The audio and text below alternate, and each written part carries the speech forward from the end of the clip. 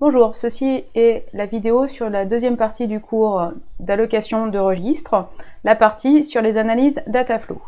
Dans ce cours, je vais vous montrer comment on réalise l'analyse de LiveRange, donc l'analyse de durée de vie des variables qui nous servent après à faire le graphe des conflits.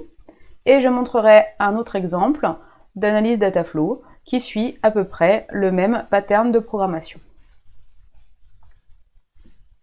C'est donc parti pour l'analyse de durée de vie. Dans la suite, on va considérer comme variable un pseudo-registre ou un registre physique. On dit qu'une variable est vivante à un point de contrôle donné si la valeur que la variable contient peut être utilisée dans le reste de l'exécution. J'attire votre attention sur le fait qu'ici je dis peut être utilisée parce que la propriété d'être vivante est en fait un problème indécidable. Donc, on va réaliser une surapproximation. Donc, si on dit qu'une variable est vivante, elle pourra être vivante. Par contre, si on dit qu'une variable n'est pas vivante, alors on sera sûr qu'à ce point de contrôle-là, la variable n'est pas vivante. Donc, il y a deux notions ici, deux façons de faire l'analyse de durée de vie. On peut faire l'analyse des durées de vie en considérant un bloc égal à un basic block. Je vais considérer dans la suite un bloc comme étant un basic block avec un seul statement. Donc chacun des gros basic blocks est découpé en un bloc par statement. Je vais prendre un exemple pour vous montrer comment on calcule ces durées de vie.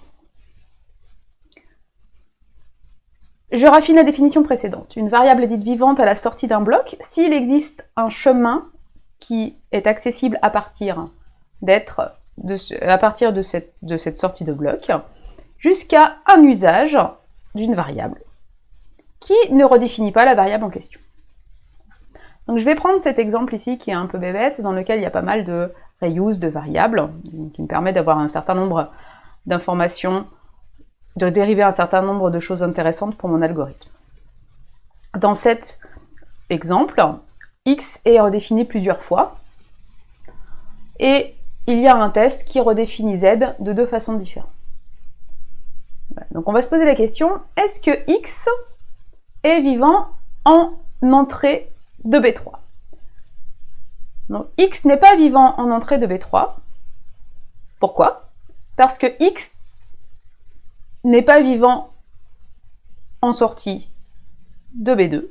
Pourquoi? Parce qu'il n'existe pas de chemin jusqu'à une utilisation de x qui ne passe pas par la redéfinition x de point égal 1. Donc on a bien ici capturé le fait qu'une redéfinition permet de ne pas rendre vivante une variable. Autre remarque, x n'est pas non plus vivant en entrée de ce bloc B6. Pourquoi? Parce qu'il n'y a aucune utilisation dans les chemins suivant B6 de cette variable x.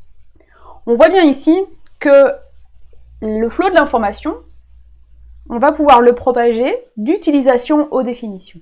Pourquoi? Ici, par exemple, j'utilise z. Si j'utilise z, ça signifie que z doit être vivant dans les chemins qui partent de ce point de contrôle. Et jusqu'à quand z est vivant? Jusqu'à ce que, en arrière, z soit défini. Forte des intuitions précédentes, je vais donc définir deux propriétés pour des variables. Petit 1, une variable qui est tuée par un bloc, c'est une variable qui est définie dans ce bloc, c'est-à-dire une variable qui est affectée à gauche d'une affectation. Une variable qui est générée dans un bloc, c'est une variable qui apparaît dans le bloc, donc il y a deux possibilités ici, soit la variable apparaît en membre de droite d'une affectation, soit la variable apparaît dans un test. On peut alors définir deux ensembles, l'ensemble kill d'un bloc, qui est l'ensemble des variables tuées en un bloc fixé, et gen d'un bloc, qui est l'ensemble des variables générées dans un bloc fixé. Donc je vais maintenant prendre mon exemple et initialiser sur cet exemple les ensembles kill et gen. Donc je vais d'abord commencer par les ensembles tués. Donc en B1, on a une affectation de x à 2, donc l'ensemble pour qu'il est x. En B2, de la même façon, on a l'ensemble y. De la même façon, en B3. Ensuite, il n'y a pas d'affectation en B4, donc ici, on a l'ensemble vide. En B5 et en B6, Z est affecté. Et on a X en B7. Je vais prendre une couleur un peu plus lisible pour la suite, pour les ensembles générés. En B1, B2 et B3, toutes les affectations sont faites à constante. Donc les ensembles générés sont vides.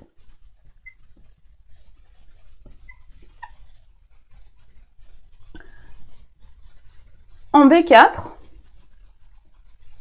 on utilise les valeurs de Y et de X. Donc ces valeurs sont générées. En B5, on utilise Y, et en B6 aussi d'ailleurs, donc je fais la même chose. Et enfin, en B7, on utilise Z. Voilà pour l'initialisation.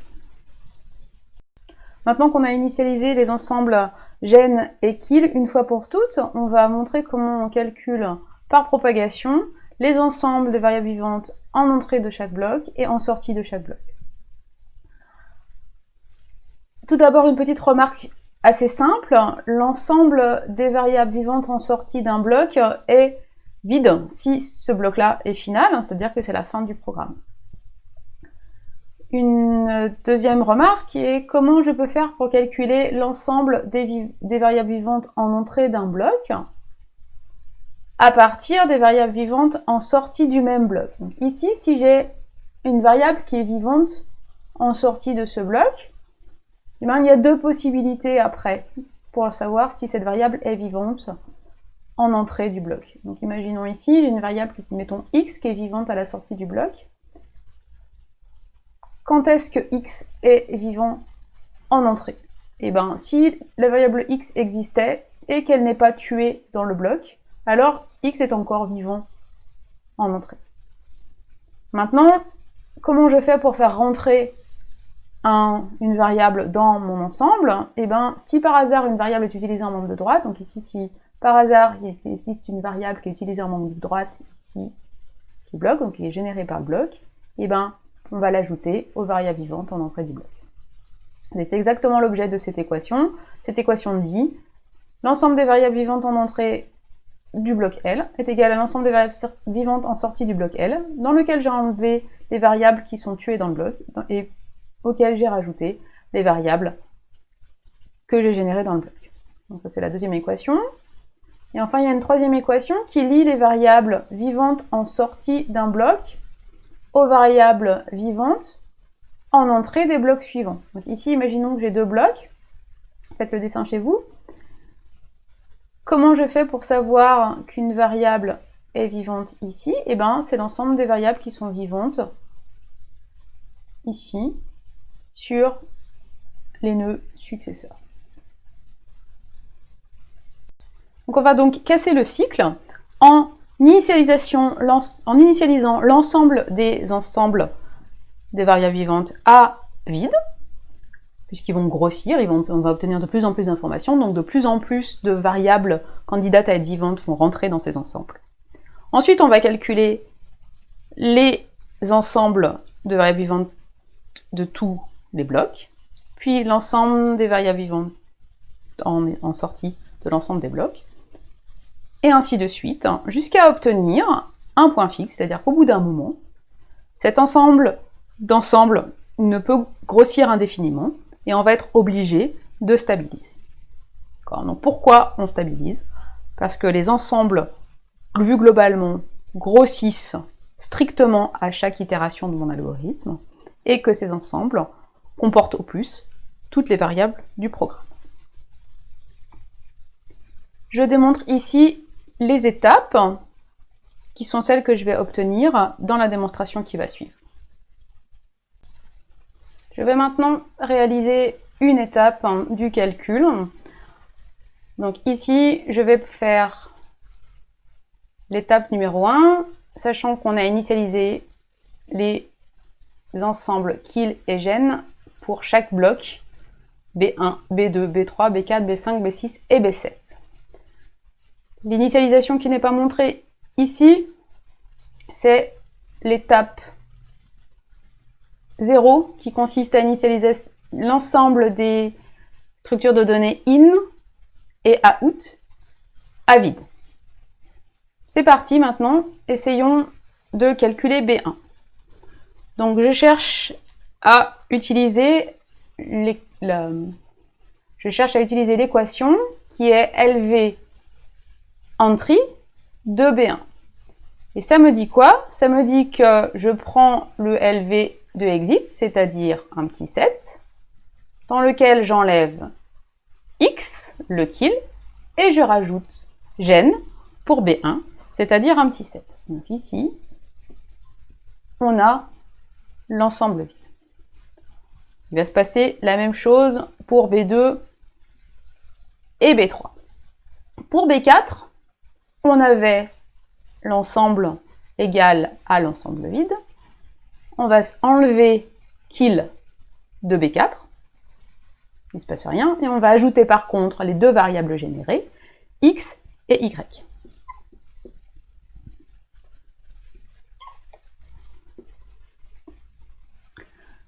Pour B5, on va ajouter la variable générée Y. B6 va se comporter de la même façon. Et B7 va se comporter de la même façon. Et on va mettre Z dans in de B7. Passons maintenant à la colonne sortie. La colonne sortie, elle est vide si B7, comme B7 est final. Donc ici, c'est bien vide. D'accord?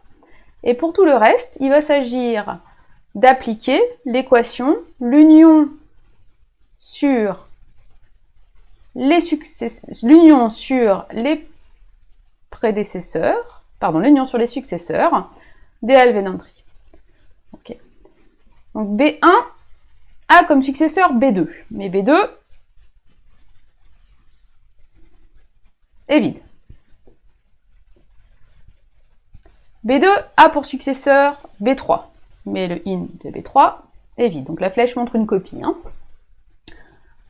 B4 a pour successeur, pardon, B3 a pour successeur B4 uniquement. Donc je vais copier B4.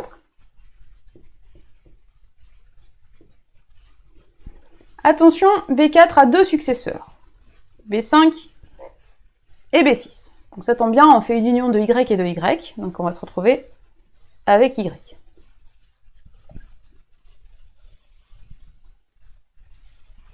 Et ensuite, je vais copier Z ici. Donc, je vais faire un petit zoom sur ce qui s'est passé entre B4 et B3. On avait une information temporaire qui provient d'initialisation des ensembles pour B4, en fait l'ensemble de générateurs pour B4, qui est que en entrée de B4, X et Y doivent être vivants. Comme on sait que X et Y doivent être vivants en entrée de B4, ça signifie qu'ils doivent être vivants en sortie de B3. Voilà. Donc ici, j'ai fait une étape. Il faut bien entendu faire l'ensemble des étapes step 1, step 2, step 3 pour s'apercevoir qu'on obtient la même chose à l'étape 3 et s'arrêter pour récupérer finalement un ensemble de variables vivantes en entrée et un ensemble de variables vivantes en sortie pour chacun des blocs du programme. Voici après stabilisation le résultat obtenu. On obtient des ensembles LV entry, LV exit pour chacun des blocs du programme. Avec ces informations de LiveRange, on obtiendra le graphe des conflits. Et par effet de bord, on peut aussi faire un petit peu d'élimination de code mort, notamment en s'apercevant que la variable x qui est définie dans le bloc 1 n'est pas vivante en sortie du bloc 1, et donc cette définition peut être supprimée du code. Passons maintenant à une autre analyse Dataflow qui sera très similaire à l'analyse de durée de vie du programme. Je vais donc vous proposer une analyse qui permet non plus de collecter des informations utiles à la compilation, mais une analyse qui permet de collecter des informations qui vont nous permettre d'optimiser le code généré. Donc ici, il va s'agir de collecter les informations d'expression arithmétique qui sont communes, qui ont déjà été calculées, sur un programme quelconque. Donc, attention, ce n'est pas redondant avec la partie basic block, qui a été faite en supposant que le programme n'avait pas de test et pas de boucle. Ici, on calcule les sous-expressions communes en considérant en toute généralité un graphe de flot de contrôle. Sur cet exemple en particulier, on voit bien que l'expression a plus b est utilisée plein de fois. Voilà. Donc en particulier, ici, je vais définir a plus b et puis je vais l'utiliser dans la boucle tant que ici, comme test de la boucle tant que. Et je vais aussi l'utiliser pour affecter à x à chaque fois que je fais un tour de boucle. Voilà. Donc si on regarde attentivement ce programme, quel que soit le flow de mon programme et quelle que soit l'étape de calcul de mon programme, cette expression a plus b en fait a déjà été calculée, soit ici, soit ici. Donc c'est cette information qu'on va vouloir propager. Et donc je vais faire avec vous les détails de comment on construit une analyse en s'apercevant que il s'agit de propager une information de flot de données. Donc on va donner une définition, une expression est disponible à un certain point de contrôle, à un certain bloc, si sa valeur, la valeur de l'expression, a déjà été calculée précédemment dans l'exécution. Donc, contrairement à avant, où l'algorithme trimbalait des ensembles de variables, ici l'algorithme va trimballer des ensembles d'expressions. Ensuite, les questions qu'on doit se poser, c'est comment l'information s'invente, d'où vient l'information. Donc l'information d'être disponible, elle est générée à partir de l'utilisation en membre de droite dans une affectation. D'accord ? Donc elle provient d'un use, c'est-à-dire d'un membre de droite, qui ne redéfinit aucune des opérandes, évidemment, de l'expression. D'accord ? Donc si je fais b de point égale a plus b, je n'ai pas généré l'information. Ensuite, la deuxième question qu'on doit se poser, c'est comment cette information se propage. L'information se propage de haut en bas. On le voit bien, d'accord ? Quand j'ai généré une expression, je vais la trimballer pour toutes les étapes d'après, jusqu'à plus soif. Et ensuite, l'autre question, c'est maintenant que je vais propager de haut en bas, comment je fais pour faire, après un test, l'union des informations, être une variable vivante. Je vais maintenant donner le résultat de cette analyse d'algo. Vous pouvez faire pause dans votre vidéo et essayer vous-même d'écrire les équations Dataflow qui vous permettent de faire cette analyse. Donc ici, de la même façon qu'avant, je vais donner des définitions pour une expression, donc pour mon information. Donc mon information est tuée dans le bloc si l'une de ces variables est définie dans le bloc, c'est-à-dire en membre de gauche, et une expression est générée si une instruction dans le bloc utilise cette expression elle-même, juste l'expression, et pas une expression modifiée, et aucune de ces variables n'est tuée dans le bloc. On obtient de la même façon que précédemment deux ensembles, un ensemble qui est kill du bloc, qui est l'ensemble des expressions tuées dans le bloc donné, et gen du bloc, qui est l'ensemble des expressions générées dans le bloc donné. Passons donc maintenant aux équations Dataflow, que je vous invite à essayer d'avoir vous-même. Petit 1, les expressions disponibles à l'entrée d'un bloc, c'est vide si ce bloc est le bloc initial. Ensuite, à partir d'informations d'expressions disponibles à l'entrée d'un bloc, il est facile de propager l'information d'être disponible à la sortie du bloc. Comment ? Une expression est disponible à la sortie. Si elle était disponible à l'entrée et qu'elle n'a pas été tuée quelque part dans le bloc, ou alors l'expression a été générée dans le bloc. Enfin, On peut calculer une équation liant les expressions disponibles à l'entrée d'un bloc et les expressions disponibles en sortie des blocs précédents. Donc sans surprise, pour qu'une expression soit disponible en entrée d'un bloc, il faut que chacun des chemins qui puissent être arrivés, donc chacun des prédécesseurs, ait cette expression parmi les expressions disponibles. Donc il y a bien une intersection ici. Le calcul se fait par itération successive jusqu'à point fixe, de la même façon que l'analyse de Leibniz. On commence par calculer les initialisations des ensembles kill et gen. Donc ça c'est facile, je vous laisserai faire. Et ensuite, on itère jusqu'à point fixe. Et donc vous trouverez vous-même le fait que on a ces expressions vivantes en entrée d'un bloc et ces expressions vivantes en sortie d'un bloc. Donc si on regarde un petit peu la ligne qu'on voulait regarder, c'est-à-dire y supérieur à a plus b, d'accord, donc c'est la ligne 3, on voit que l'expression a plus b est vivant en entrant de cette boucle, donc on peut se permettre de précalculer cette expression et de récupérer ce test comme étant uniquement un test à une autre variable c. Donc ici, à chaque fois qu'on définit a plus b, on stocke cette valeur dans une certaine variable, mettons c, et il s'agirait ensuite de faire la transformation qui nous remplace a plus b ici par c. Donc on a un calcul de moins de a plus b à un coût de 2 copies, donc de 2 moves de registre. Mais si on fait l'allocation de registre intelligemment, on met les moves dans le même registre physique et tout va bien se passer. En conclusion de ces deux algorithmes Dataflow, on voit donc qu'il y a une certaine similarité entre les deux algorithmes que je viens de montrer, c'est-à-dire le calcul de la durée de vie des variables et le calcul des expressions disponibles. Dans les deux cas, on a des ensembles qui croissent à partir d'un petit set via des itérations de points fixes.